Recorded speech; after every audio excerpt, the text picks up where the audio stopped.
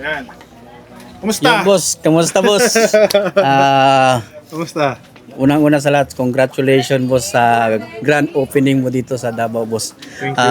Ano po masasabi nyo na grabe yung mga tao na dumagsa dito sa opening mo sa Davao?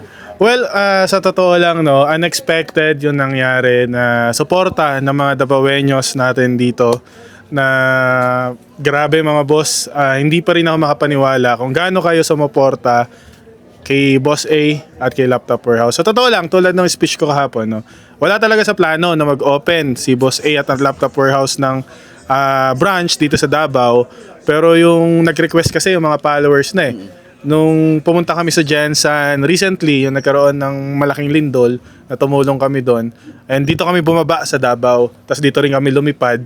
Kaya nung nakita ng mga tao na nandito sa Davao, puro ang comment, Boss, kailan ba kayo mag-open ng Laptop Warehouse sa Davao? So ito na yun mga boss. Kaya maraming salamat sa lahat ng Davaoeños na sumuporta sa Laptop Warehouse. Maraming salamat sa inyo mga boss. Alam ko hindi sapat yung pasasalamat ko.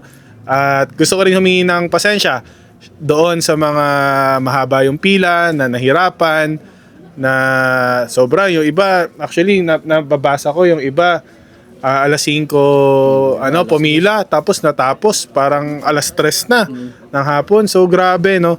And nakakataba lang ng puso na nakikita ko yung mga nakakabili naman. Talagang well appreciated yung mga item na nabili nila. Saka yung mga, yung mga binibigyan nila. Mayroon pa doon mga bata na umiiyak na surprise nila yung mga ganun. So yeah, actually it's not about naman the money na anymore sa philosophy namin sa Laptop Warehouse. Is not about the money anymore. Tungkol to na doon sa mga affordability na maibigay doon sa mga tao na mailapit namin yung produkto namin. And yung magkaroon ba ng trust yung mga client natin na kapag kay Laptop Warehouse sila bibili, panatag sila na kahit magka-problema yung unit, hindi sila tatakbuhan. Actually, yung pinaka-importante sa lahat. Kasi ang technology, sooner or later, talagang nagkakaroon ng problema yan. Even brand new, no, nagkakaroon ng problema yan. Pero ang pinangahawakan kasi namin dito is kahit anong mangyari dyan sa unit mo, nandito kami at hindi kami tatakbo. So, Boss, napansin ko kasi nung kahapon pag-opening, grabe, ang dami nagmamahal sa iyo, boss. Sobra. Ang dami, lalo yung mga subscriber, followers mo, grabe. Anong masasabi mo sa kanila, boss?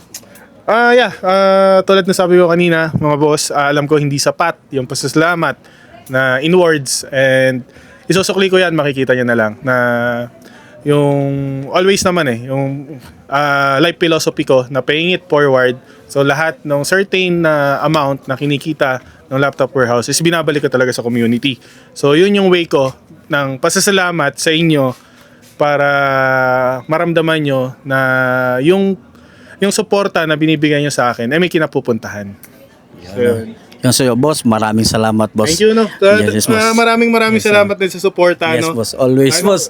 Napapanood ko yung Matik yan, boss. napapanood ko yung vlog mo. Mga boss, aanyayahan ko na kayo, no? Lahat ng followers ko dito sa Davao City, mga boss, i-follow nyo to, napakabait na ito at napakasipag. Salamat, boss. Ang advice ko sa'yo, keep doing it. Ang pinaka-importante is consistency. Okay? Yes, boss. Actually, Thank you, hindi boss. pagandahan ng content, wala yon. Talagang consistency ang laban. So, dahil dyan, syempre may bibigay ako sa kanya. Pwede ba namang mawalan siya ng laptop kay Boss A? Thank you, may boss. laptop ka sa akin, boss. Maraming salamat, Sana boss. makatulong yan sa pag-vlog mo. Salamat, boss. Maraming salamat. Congratulations. Thank you, boss. Thank you. Ingat ka palagi, ha? Ito, Salamat. boss, may Nako. token din ako sa'yo, boss.